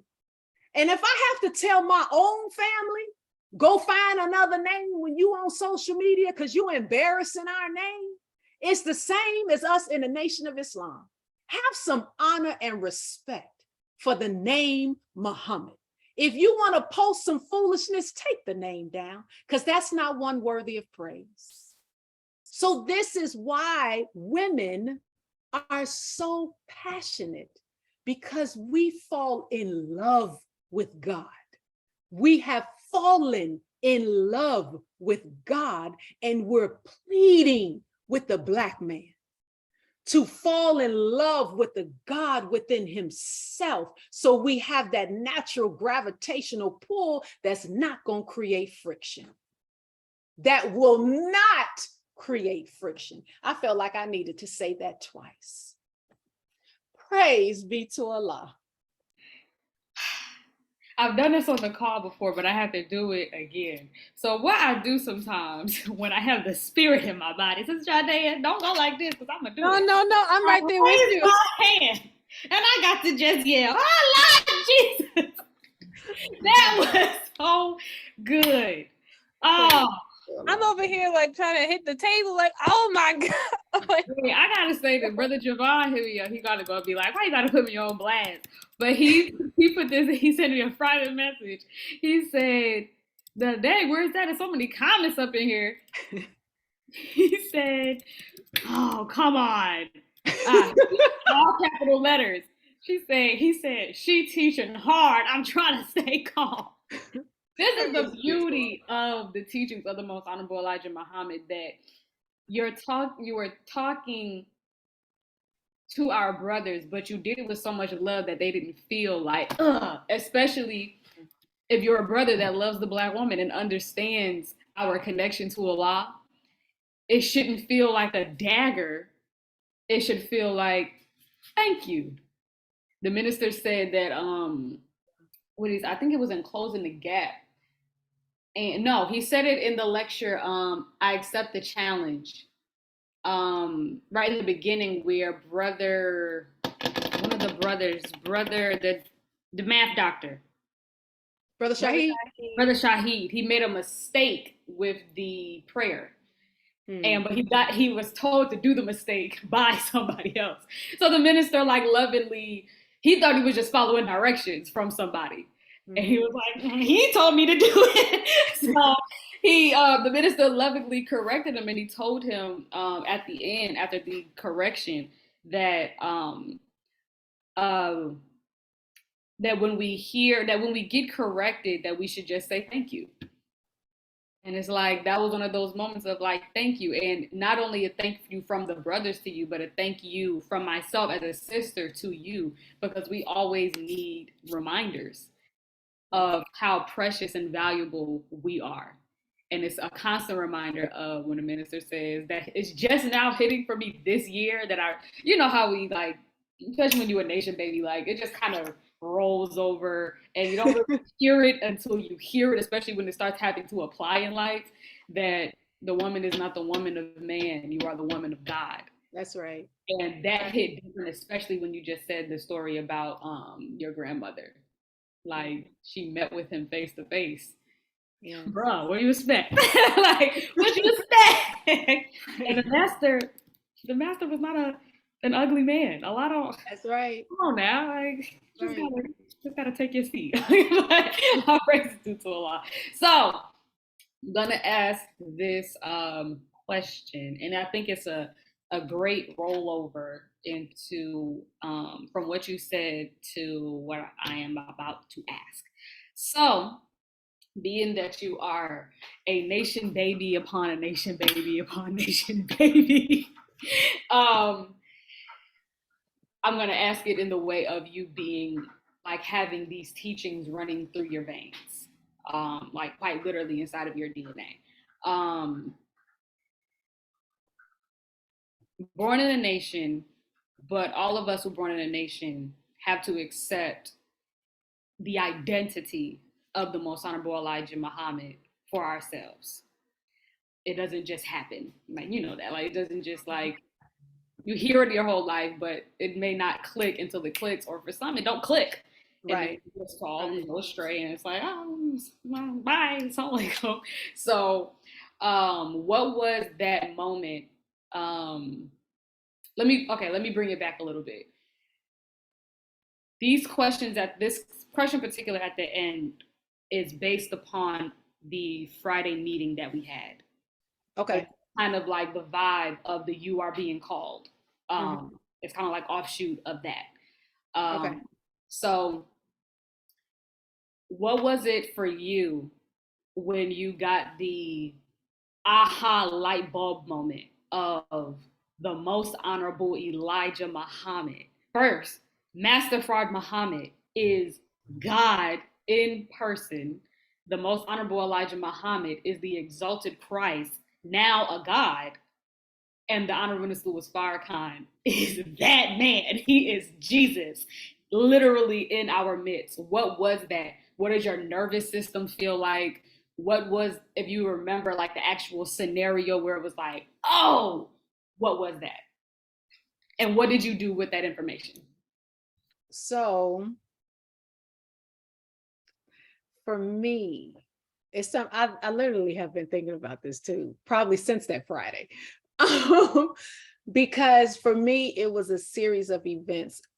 I never questioned the most honorable Elijah Muhammad being the messenger of Allah. Even as a small child, you all know that in the Muhammad family, we had the division. Most went with Imam Wardeen. My grandfather had his own following, and then a trickle of a couple went with the minister. It wasn't that many at all. And I would, as a child, I would hear family members talk about personal things about the most honorable Elijah Muhammad, and I would always defend, not knowing what I was talking about. Had no clue, no idea. I just had the feeling in me to defend, and I would follow that feeling. When I was 9, between 9 and 10, when I was 10, I had another experience. But when I was 9, doctors were trying to diagnose me with glaucoma. They definitely by now are supposed to be blind. 6 months after that, I fell and broke my arm and leg. I was a bad child. And they said my leg wouldn't grow, that I would be uneven. And my spirit was always you don't know my God. Like that was just always me. Like, you don't know my God. You can say whatever you want to say. And my spirit was, with glaucoma, you begin to lose your peripheral vision first. So at 9, I was like, well, how many people actually use their peripheral vision? So maybe if I show Allah some exercises where I'm using mine, he'll grant me to keep it. Like my mind was always on the God, not always understanding who he is. So at 10, Allah took me through a growth spurt over the summer where I grew 6 inches and my legs evenly. So I went to Detroit. My parents, when they separated, my dad was in Detroit. So I went over to Detroit. That's where I went every summer break. And I went shorter than my mother. When I came back, my mother was looking up at me and she's like, oh my God, what did you eat? And my response was, no, Allah just showed up and showed out. Because I had to show this doctor that Allah is real. Because I grew even when he said I would be lopsided. So then when I was 18 was for me the push. It was the icing on the cake for me that brought me home, because I didn't choose a side. Even in high school, I was the high school, I was a wild child. I'm telling y'all, I was a wild child. I wore mini skirts. I did the whole 9. And I'm like, I thank Allah for the path, because now I can go out in the community and I can relate with these babies, because I'm like, oh, I walked that path. I know what you're feeling, baby. Let me talk to you. So I'm not ashamed of anything, because I know Allah wrote it for me to live it and gave me the courage to get through it and the humility to turn around and help somebody else. So when I was 18, 2 things happened to me. Now I was straddling the fence. Am I coming into the nation? Am I not? What am I going to do? And Minister Ishmael was right there with me. Uncle Lewis was right there with me. He actually was a part of my life through the whole path. I had a bedroom in his home because I would run away from home. When I tell y'all I was a bad child, I was a bad child. I did kind of everything. So when at 18, doctors diagnosed me with cervical cancer and my jaw was broken. 2 major events, because they said that with the cervical cancer, I wouldn't be able to carry my children full term because they cut a piece of my cervix away. Those that know me know I have 5 children, including a set of twins that went 40 weeks. I never had a child early. Allah blessed me to go all the way. So but I had that faith in me that y'all can say whatever you want to say. Allah is God and he determines my destiny. The second thing at 18, when my jaw was broken, Minister Ishmael went to court with me, the whole thing, because this girl threw a steel dumbbell through my car window, broke my jaw. I lost all the feeling on this side, nerves dead. They wired my mouth shut. During the time, this is when the salon first opened up. So this is back in 95. And I'm walking around and I'm steady trying to talk. And everybody's like, you're not supposed to be talking, your jaw's broken. I'm like, And I'm constantly mumbling. Watch Allah work, watch Allah work. Like that was just my spirit. That was my level of faith. And by the time I got the wires taken off, they were hanging. And the doctor was like, I've never seen anything like this before. And I'm like, well, I kept trying to talk. I had to tell people Allah was getting ready to show up. So they said, well, I'm sorry to say that you'll talk with a slur for the rest of your life because you have no nerve here. And I said, nope, not me. They also said when my jaw was broken, they couldn't fix my face. A doctor flew in from Michigan to perform surgery on my jaw. Now, my mother was on public aid back then. Y'all know public aid wasn't flying no doctors in. Allah flew that doctor in. And he came in, he fixed my jaw. He's the one that wired it shut. And I told Minister Ishmael, I said, Allah will restore my speech because my words are his words. And what comes out of my mouth, he's sending through me. And as long as he allows me to breathe, I will always speak his words. Minister Ishmael was right there. He right there with me. Yeah. He like, I know this one right here. He's like, yeah, absolutely, absolutely. And he went to court with me. But for me personally, he was one of the family members, the first family members on this side that opened up his arms to me and embraced me with a level of love that I had never felt from the other side. So I knew this was where I was supposed to be. After that, I sat down with the Honorable Minister Farrakhan. I was sitting in the palace, and Uncle Lou took me in the palace and stuff, and the minister walking through, and the minister didn't recognize me at first. And he was like, Louis, who the hell did you bring into my house? Like, he was going in. So I'm sitting on the sofa like, whoa, we're in trouble. But then the minister, he said, no, that's John and Bernstein's granddaughter. That's Abdul's daughter. And he said, that's Maryam. And he walked in, he said, oh, baby, I'm so sorry you had to hear all of that. And I was like, no, sir, like it's fine. And he asked me, he was talking to me about school, and he said, I need you.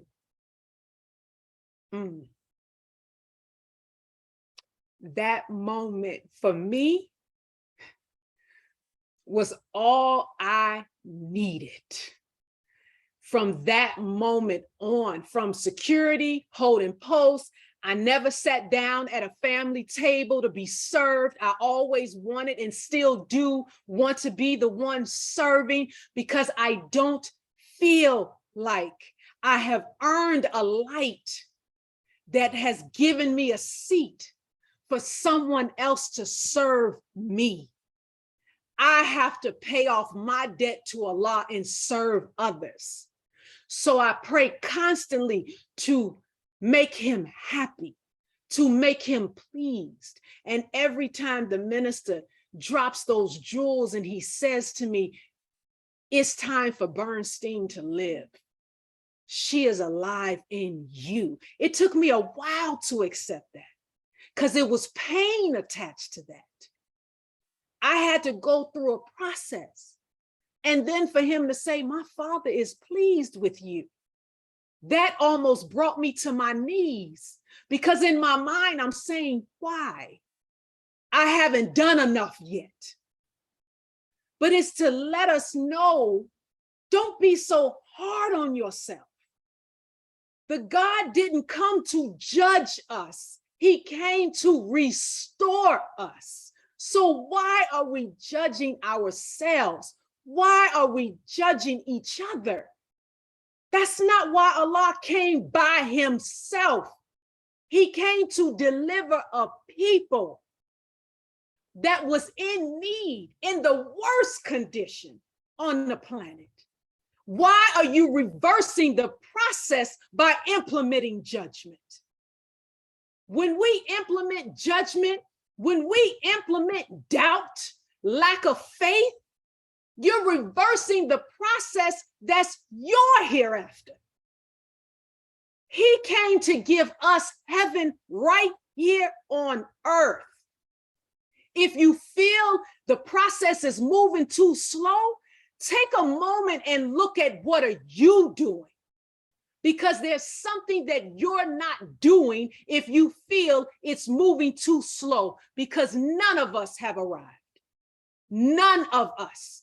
None of us are above sin, any type of sin. So you cannot say that one person's sin is worse than the other. You cannot look down on a sister who could have come in the mosque, coming from a prostitution type life, and you want to look down on her and say that sister's still loose. What have you done to help heal and reform her?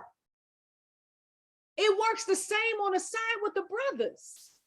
A gang member coming in, an ex-drug dealer, and you want to judge him when you don't know the circumstances around his life. Did you provide a job for that young man so he wouldn't have to sell drugs on the corner?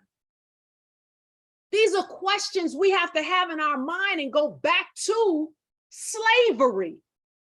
What was taken away from us that put us in a condition that we needed to be restored? You lost everything. And through science, we can prove how you were spiritually, mentally, and somewhat physically put to sleep. Because your body is functioning in a manner as if it's in a resting position when we're supposed to be erect. So when you look at yourself in the mirror, first start by thanking Allah for making you in his image and in his likeness. And understand that when you see an imperfection, you're still in his image because you're serving and was born under the time frame of the perfected one. So give yourself a minute. If you need to lose a couple of pounds, do what needs to be done to lose that weight. If your skin isn't looking right, look at your plate. What are you eating? What are the thoughts that's coming in your mind that's causing your skin to be constructed that way? Remember, the Honorable Ms. Louis Farrakhan said when the Shabazz took us down in the jungles, it was the thought that reconstructed our hair, skin, features. That rebelliousness reverses the process. You got to let that rebelliousness go. Let this enemy go.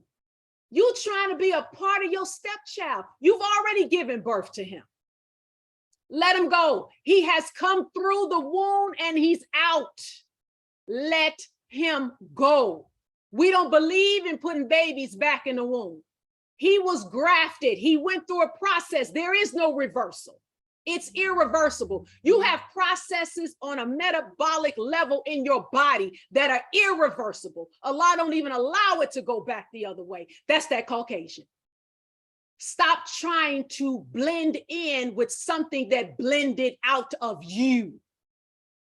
You don't need that. You do not need it. Stop listening to him. Even in questions that we ask yourself first, should I even formulate this question because it came from the Caucasian's idea? If it came from his idea, then it ain't from Allah. Don't even formulate the question. You already know the answer. It's not from God.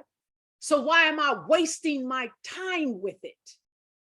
We're wasting too much time. We're dying too early. Focus on being that God so we can extend life, have a quality living, because I don't want to be in pain. We're not destined to live in pain. It's not our destiny. The purpose of pain is to stimulate growth. If you're in pain and you stagnated, you going in the opposite direction, that's not Allah's pain. That's not the pain you're supposed to have. You got to get that type of pain out your life. That type of pain is not even attached to love because there's no production there.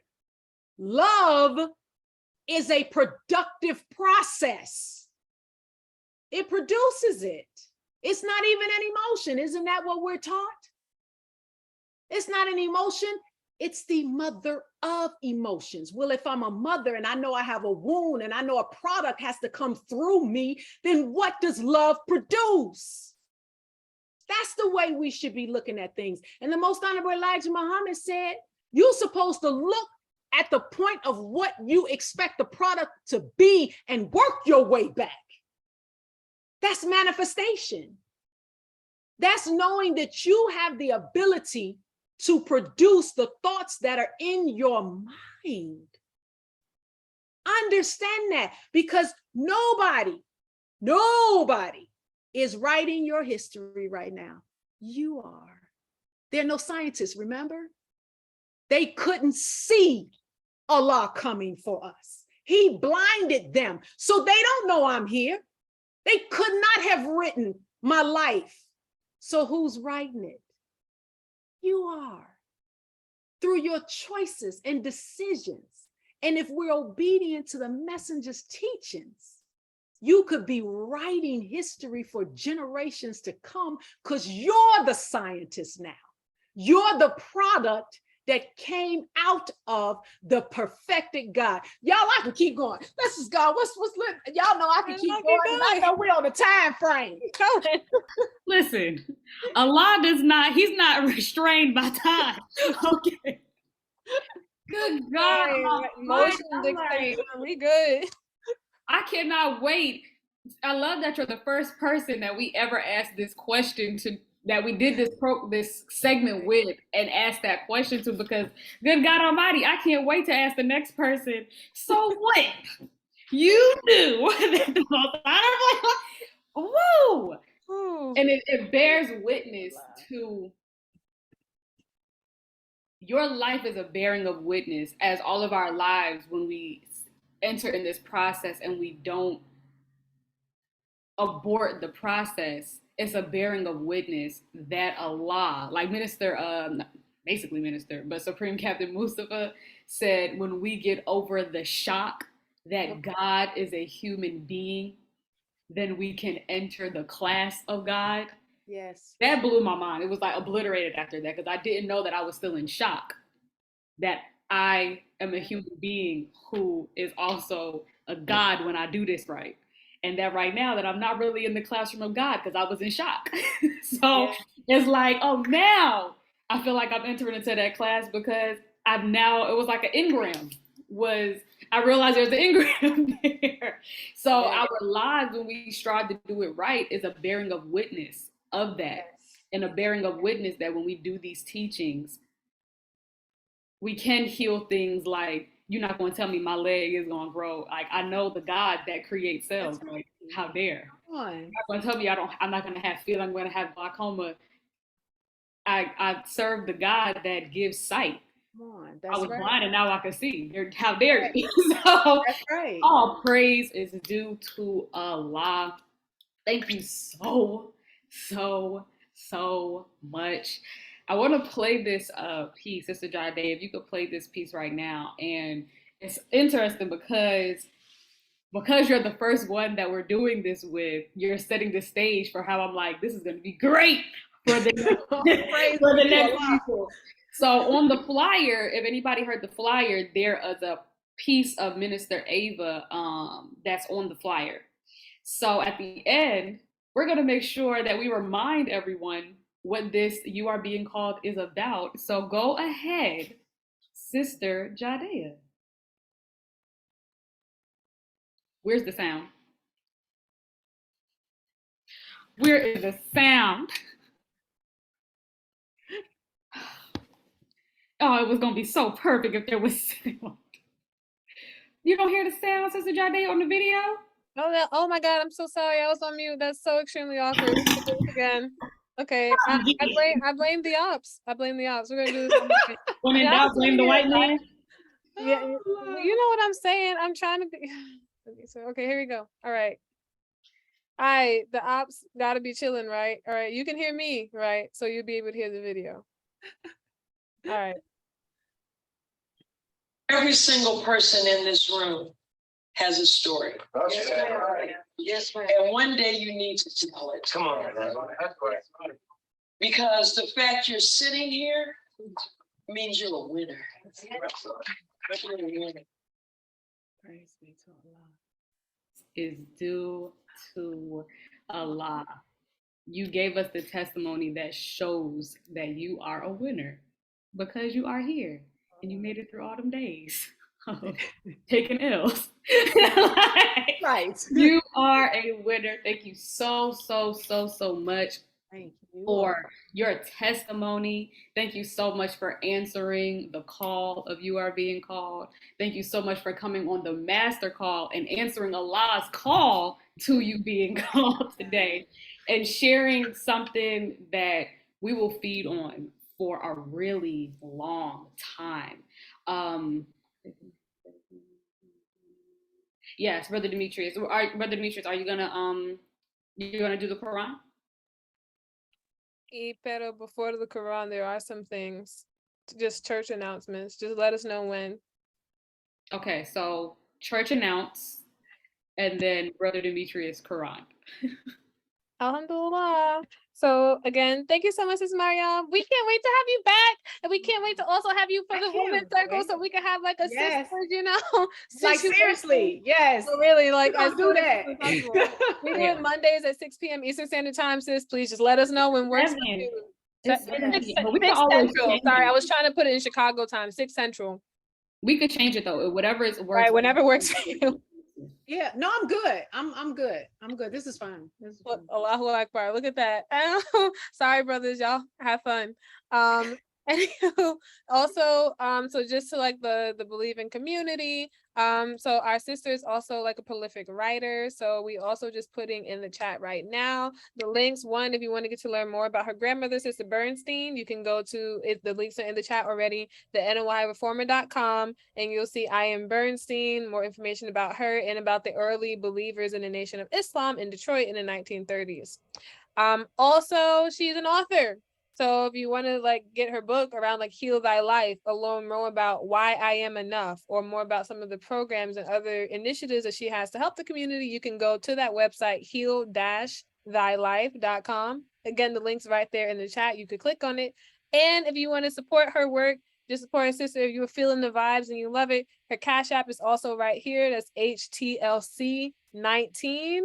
Send our sister some love. I mean, the information we got was absolutely invaluable. I'm sure we can all agree. I'm surprised y'all got where y'all get the Cash App from. Oh, the wind, like all in the wind. Alhamdulillah.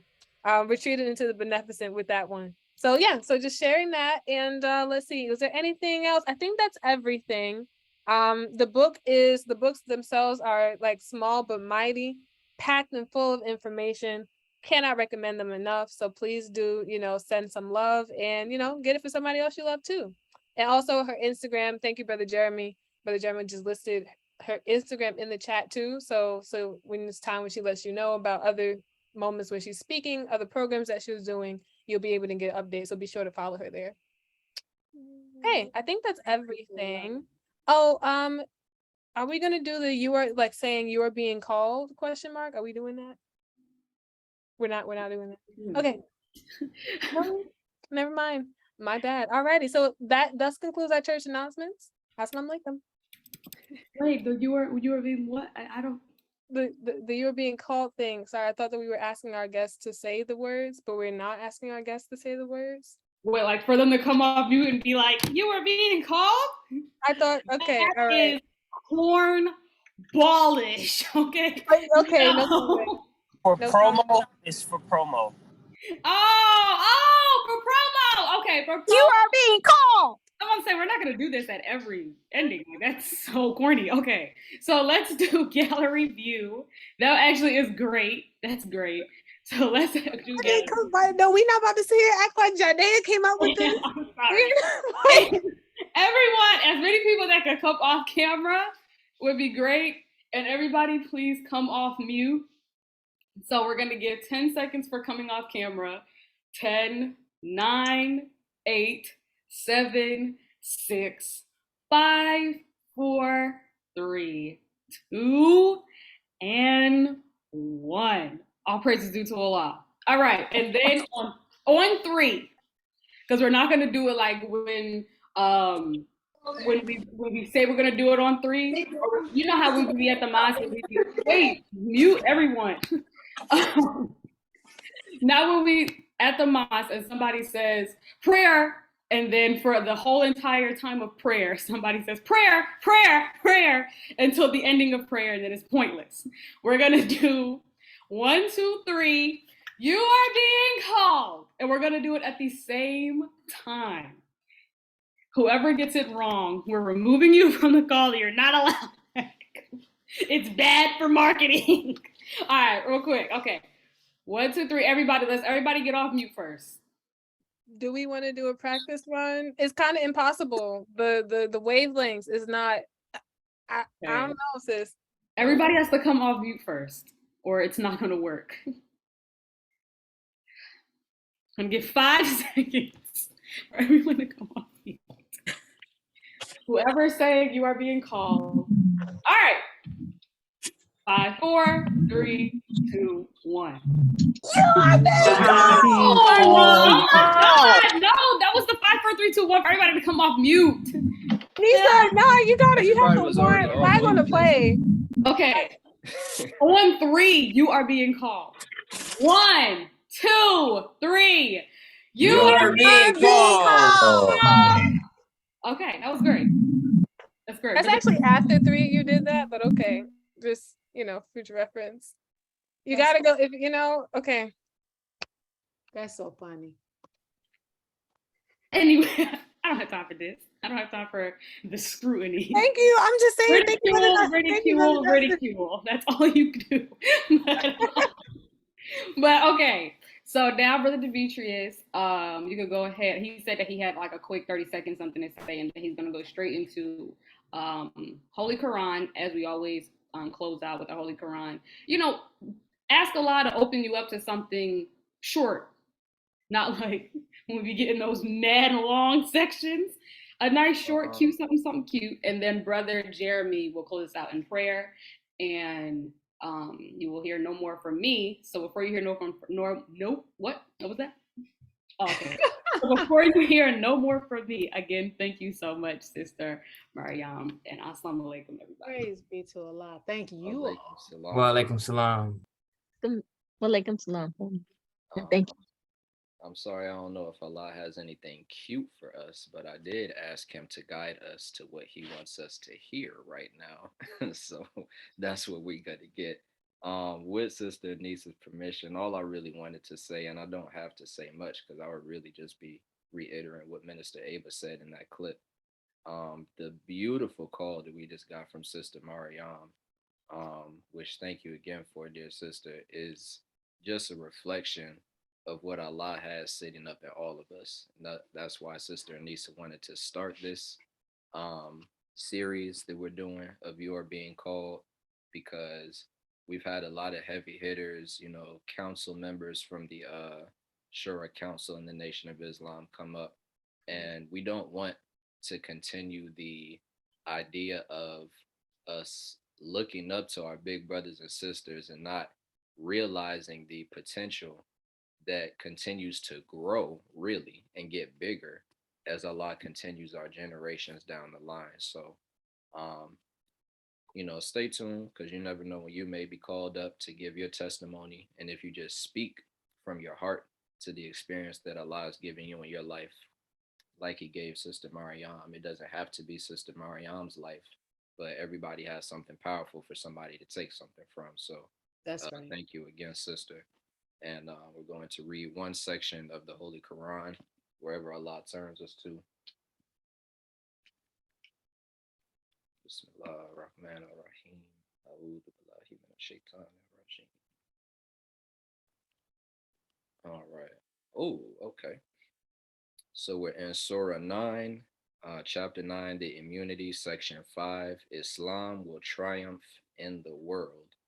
For those who do not know, in chapter 9, we do not say the Bismillah because this chapter does not start with that. It does not open with that. Section 5, Islam will triumph in the world. And the Jews say, oh, sorry, is somebody with me? Yes, sir. All right, just in case I make a mistake. Yes, sir. Thank you. And the Jews say, Ezra is the son of Allah, and the Christians say the Messiah is the son of Allah. These are the words of their mouths. They imitate the saying of those who disbelieved before. Allah's curse be on them, how they are turned away. They take their doctors of law and their monks for lords besides Allah, and also the Messiah, son of Mary. And they were enjoined that they should serve one God only. There is no God but He. Be He glorified from what they set up with Him. They desire to put out the light of Allah with their mouths, and Allah will allow nothing save the perfection of His light, though the disbelievers are averse. He it is who has sent His messenger with the guidance and the religion of truth, that He may make it prevail over all religions, though the polytheists are averse. O you who believe, surely many of the doctors of law and the monks eat away the property of men falsely and hinder them from Allah's way. And those who hoard up gold and silver and spent it not in Allah's way, announce to them a painful chastisement. On the day when it will be heated in the fire of hell, then their foreheads and their sides and their backs will be branded with it. This is what you hoarded up for yourselves, so taste what you used to hoard. Surely the number of months with Allah is 12 months by Allah's ordinance, since the day when He created the heavens and the earth. Of these four are sacred. Excuse me. Of these four are sacred. That is the right religion. So wrong. Somebody say something? Okay. That is the right religion. So wrong not yourselves therein, and fight the polytheists altogether as they fight you altogether. And know that Allah is with those who keep their duty. Postponing of the sacred month is only an addition in disbelief, whereby those who disbelieve are led astray. They allow it 1 year and forbid it another year, that they may agree in the number of months which Allah has made sacred, and thus make lawful what Allah has forbidden. The evil of their doings is made fair seeming to them, and Allah guides not the disbelieving people. Again, that was chapter 9, the immunity, Surah 5, Islam will triumph in the world. Thank you, family. Who did you want to close out in prayer, Sister Anissa? You're already been, so you can go ahead and close out in prayer. Okay, yes, ma'am. Thank you all so much again for your time. I pray Allah guides our digestion of this call. Praise be to Allah. Attention, prayer.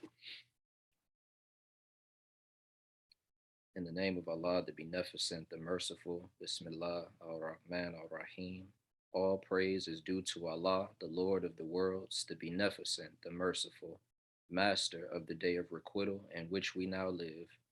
Thee alone do we serve, and thine aid do we seek.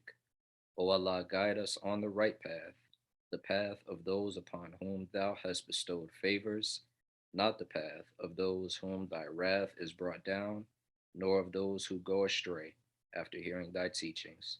We thank you, Allah, for this day. We thank you, Allah, for the thoughts that you allowed us to share amongst each other, and as well as what you poured into us through our dear sister Maryam. And we pray, Allah, that you continue to guide us in this dark hour that only you can see us through. We bear witness that knowing that nothing deserves to be served nor worshipped besides Allah, who came to us in the person of Master Fard Muhammad, and we bear witness to the true and reality of your living Christ, the most honorable Elijah Muhammad, now Mahdi by your side, and we thank you for through him raising among us in our midst our Messiah and our beloved brother, the Honorable Minister Louis Farrakhan. In these holy and righteous names we pray. Ameen. Ameen. Ameen. Ameen. Assalamu alaikum, family. Wa alaikum Waalaikumsalam. Thank you so much. Love you all. Fuzzy? Love Thank you, sister. you. Wa alaikum assalam. I can log off.